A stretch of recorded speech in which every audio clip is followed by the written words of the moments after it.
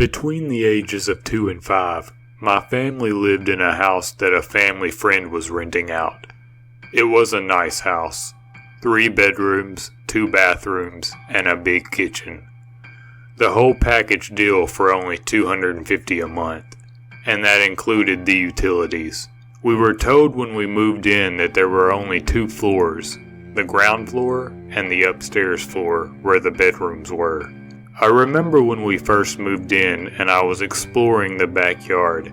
I had seen a window down at the very bottom of the house. For some reason, it had unnerved me so badly, I immediately burst into tears. Since my parents couldn't get me to explain what had spooked me, they simply took me inside to calm down. This window was a source of fear and unease for me until we moved out when I was 5. My parents assumed that I would grow out of it, and I did, but not until we moved out. I could never place why it creeped me out so badly, but I avoided that part of the yard like the plague. My most vivid memory of my childhood happened in this house. I had been asleep in bed one night when a strange thump from downstairs woke me up. I've always been a light sleeper, but I fell back asleep too quickly for the thud to really make any difference. I woke up again to a heavy, awkward breathing in my ear, and someone kneeling next to my bed. When I opened my eyes, I saw the pale, thin face of a man peering back at me. I screamed. He booked it, and my parents brushed it off as a nightmare, but let me sleep in their room for the rest of the night. A week later, my 13-year-old sister woke everyone in the house by screaming at the top of her lungs. She claimed that she woke up to a man matching the one I had seen crawling into her bed. She described his breathing exactly as I remembered it, causing me to burst into tears. My parents were not pleased. My sister and I slept in their room. Food disappeared really quickly. Mom always just said that it was having 2 growing children and my dad in the house. Sometimes things would be moved from where we left them the night before, but that was also brushed off. My sister assumed the house was haunted. My parents assumed she was just being paranoid. For the next couple of years, this continued on. Food disappeared, things were moved, and we occasionally had nightmares about the same strange man. When we tried to convince our parents that we weren't just dreaming, they brushed us off and insisted we were. This obviously caused a lot of tension between my sister and my parents. The night of my sister's 16th birthday came the encounter that brought about the end of our stay there. My sister woke us again screaming at the top of her lungs, but it cut out too quickly to be normal. My parents, concerned, went to check on my sister and found a strange man in dirty clothing pinning her down and covering her mouth with his hand. A fight broke out between the man and my dad, but the man was nearly 72 years old and weak from starvation. It didn't last long, and soon enough the man was subdued and the cops were called. My mom kept my sister and I in the living room, while the cops checked the rest of the house for more people and signs of the man breaking in. Instead, they found a door leading into an unfinished basement. When closed, it blended in with the wall, enough that unless you knew it was there, you would never see it. We had never even noticed it, and apparently, the family friend who owned the house hadn't even known about it. The one little room was full of pictures of my sister and I in the yard, taken from that basement window. The reason I had always been so frightened of that window came to light. The man had been taking photos of my sister and I for years. That first day I must have seen a flash of some kind, or maybe even the man himself. The man was mentally unstable, and claimed that he was in love with my sister, and that I was their perfect daughter. He also claimed that since my sister was now 16, that she was old enough to give him another child. I'm not certain what happened, but I do think he was sent to an asylum instead of prison. Out of the many fucked up things to happen to me over my life, this one still takes the cake. Number 2. To give some background information, this event occurred a little over a year ago, and I still haven't been able to even begin to get over it. I'm a 22-year-old, 5'4" female, and at the time I was 21. My family and I had recently moved to a new town that was a fair amount more rural than the town I had previously lived in, and our new house was a large ranch-style house with a basement. I was home from college, and my parents had left for the week to celebrate their wedding anniversary with their friends who lived several hours away. Before I continue, I'll give you a quick layout of the house so that you'll be able to imagine the setting a bit more clearly. There were 3 doors which led into the house, one on the front porch, a sliding glass door on the back porch, which didn't have a lock, and floor-length curtains for privacy, and another door on the side of the wall from my bedroom, which led into the garage and basement. When you walk out of my bedroom and turn, you can see all the way across the house, kitchen, living room, dining area, to the door of my parents' bedroom and the stairs leading up from the basement. It had been a few days since my parents left, and I hadn't had any problems. They had sent me a couple messages on Facebook letting me know they had arrived to their friend's house safely and were having a good time. The day had gone well, and I was sure to check that I'd locked all the doors of the house once the sun started to go down. It was about 11 p.m., and I was doing my nightly routine of laying in bed and messing around on the computer when I suddenly got this sinking feeling of dread. I felt as if I was being watched.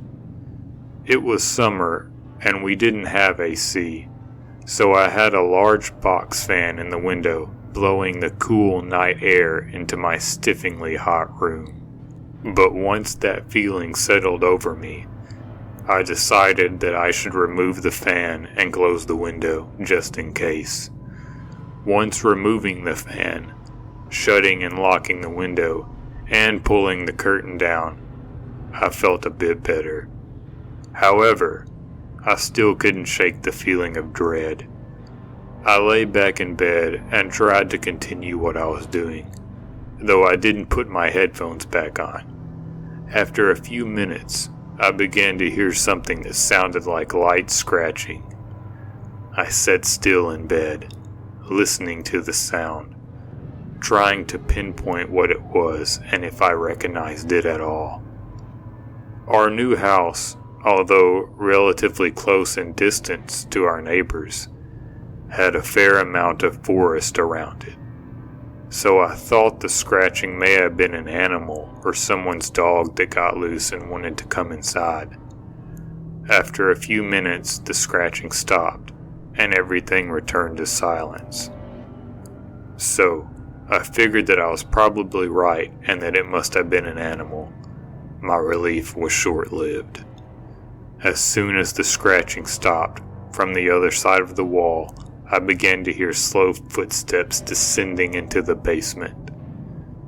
This is when I knew I was completely fucked. There was no way I could get out of the house without walking past the basement stairs. We didn't have a house phone, and at the time I was in the process of getting a new cell phone because mine was broken beyond repair. I sat there for a few seconds, wondering what the hell I should do. I knew that I would need to get out of the house as soon as possible, and that the more time I wasted, the worse it would be for me.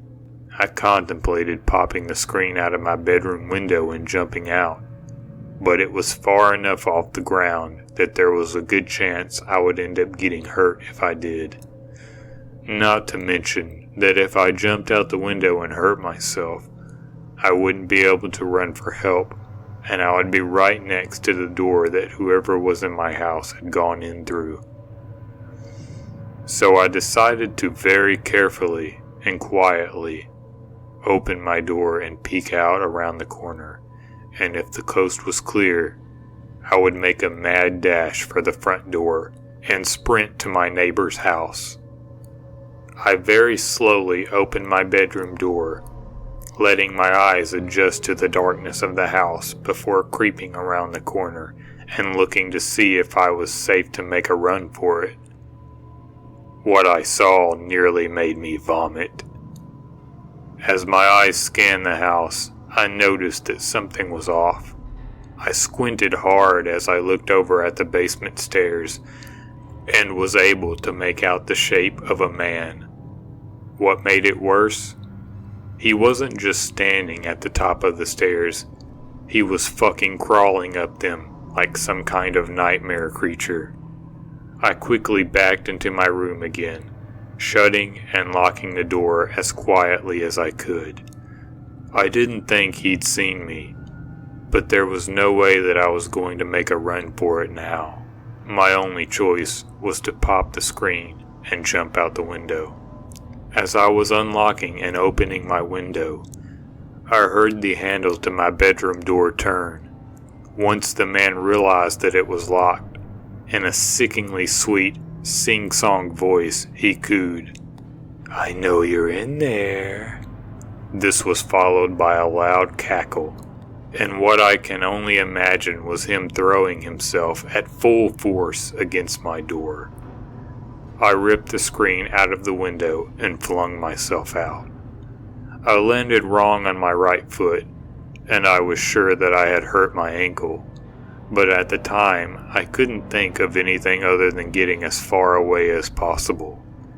I got up and ran as fast as I could to my neighbor's house, knocking on their door in a panicked frenzy and ringing the bell over and over. I looked over at my house as I was yelling for my neighbors to let me in, and I swear to fucking God, I could see the man standing at my window, waving at me. My neighbors finally opened the door after what felt like forever, and I managed to explain well enough what was going on for them to let me in and call the police. I stayed with them until the police arrived. The police searched my house and found the lock to the basement had been picked, and that the door to my bedroom was hanging off the hinges. They weren't able to find the man anywhere, and because I had only seen him for a split second in the dark, I couldn't provide them with a good description of him.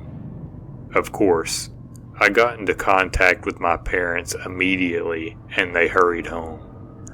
The police took my statement and searched the area for the man, but of course they came up with nothing. After this event, my parents and I were sure to add deadbolt locks to the door leading into the basement and to the door leading out of the basement to the rest of the house. They also helped me pay to get a new phone. What really bothers me about all of this is that nothing was stolen. There wasn't even any evidence that the guy had looked through anything while he had been in my house.